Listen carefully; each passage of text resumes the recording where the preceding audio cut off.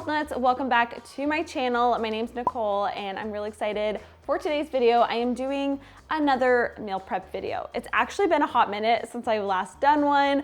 Being a new mom, our routine is a little bit different these days and I've been really enjoying getting back into the process of meal prepping my meals for the week and just setting ourselves up for delicious home cooked meals without too much time in the kitchen. So I'm really excited for today's video.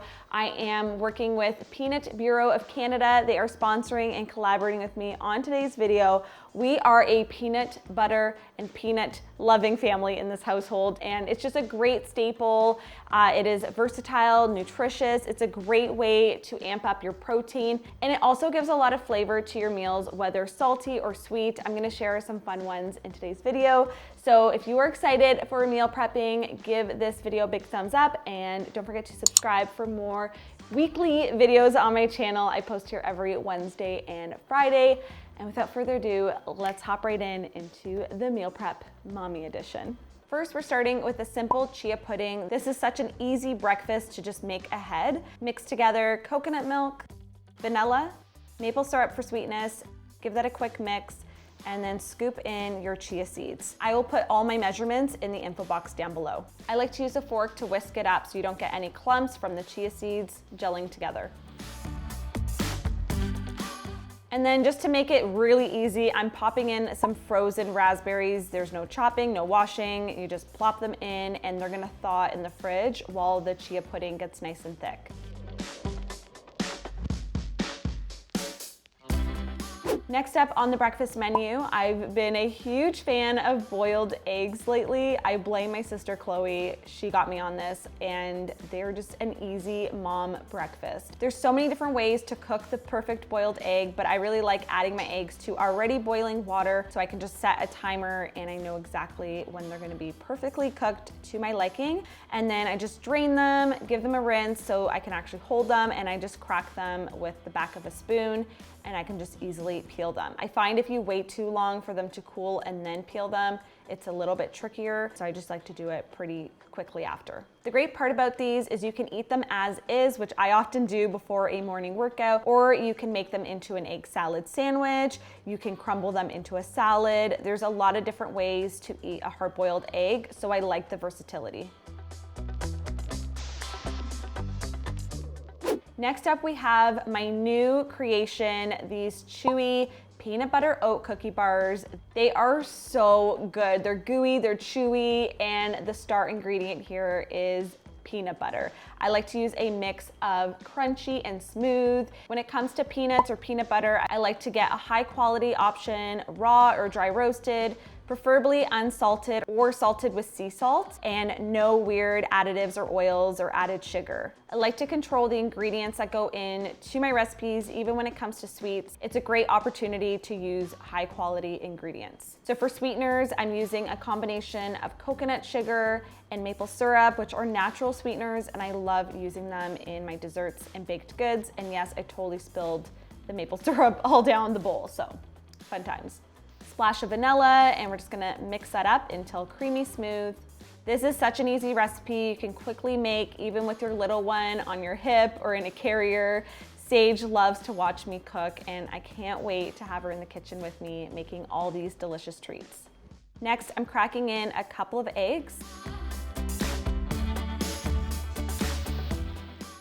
And then we're adding in the dry ingredients. We have oats, baking soda, sea salt, and then mix together. So you're just gonna mix this just until it combines and then add in, of course, we need a little chocolate. A little chocolate and peanut butter. They're like best friends when it comes to dessert.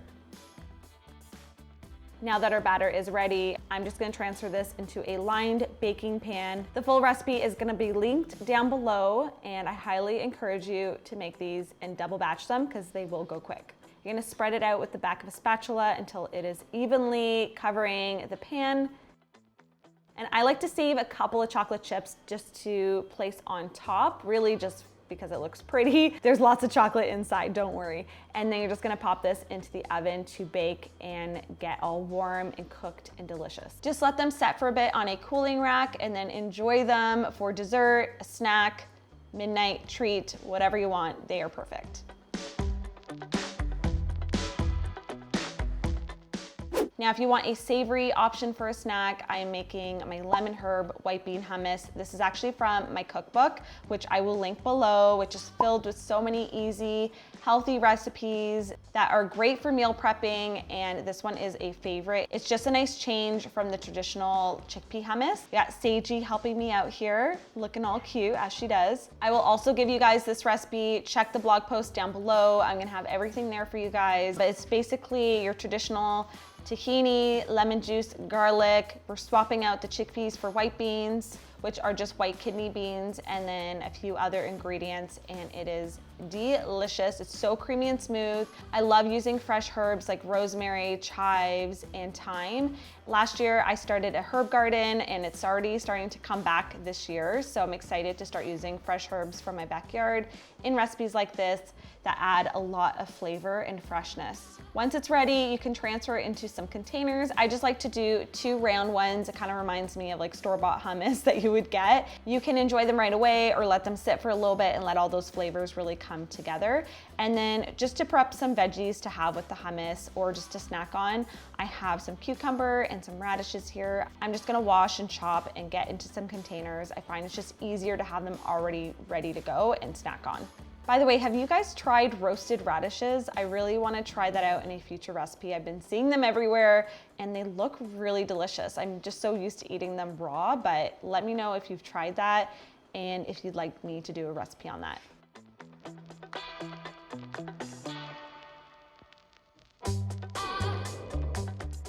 Now that breakfast and snacks are out of the way, I'm gonna show you guys some basics that you can prep ahead of time to put together an easy meal for lunch or dinner. I've been really into bowls where you can just kind of mix together different proteins and veggies and grains and always have something new and delicious every day. We're first starting out with my peanut saute sauce. This stuff is delicious and I've made it before on the blog with chicken, and today I'm swapping it with tofu. So it's just a great recipe that you can really put on any type of protein. In a bowl, I'm combining some smooth peanut butter, coconut milk, chili sauce, tamari, maple syrup for some sweetness, toasted sesame oil, lime juice, and then a few spices. I'm gonna have this recipe down below for you guys. I love sauces that combine sweet, salty, sour like this, and like I said, it works really great on chicken, on tofu. I'm sure it would be really good on shrimp and even vegetables. Like this would be great tossed with some vegetables, roasted, and just enjoyed as a side for any meal. So I'm taking half of the sauce, pouring it over some cubed tofu. This one was a medium firm. I usually buy extra firm, but they didn't have any at the store. So you can just really use any one, but just toss lightly if it's not extra firm. Transfer your little peanut butter tofu cubes on a baking sheet lined with parchment paper. I'm actually using one of our HealthNut silicone baking mats from the shop. I love this, it's easy to clean afterwards, and you don't have to use extra oils and stuff because it's already non-stick. Second protein option, I have some shrimp here. I'm squeezing on some fresh lime juice, seasoning a homemade taco-inspired seasoning blend, which is just like chili powder, garlic, paprika, cumin, salt, pepper. You can have fun with it and add whatever flavors that you like. Drizzle on a little avocado oil, and then just give them a quick toss before placing on a baking sheet lined with parchment paper or a baking mat. You're just gonna spread them out so they all get cooked up evenly, and then you can pop them into the oven and cook them for about the same time as the tofu, which is really convenient. I like to switch up my grains every week. This week I decided to do a long grain and wild rice blend. What I've been really into is cooking my grains in bone broth. I shared this on my Instagram in a reel, and it is so delicious. It adds a lot of flavor. The one I have is unsalted, so I just added a little sea salt.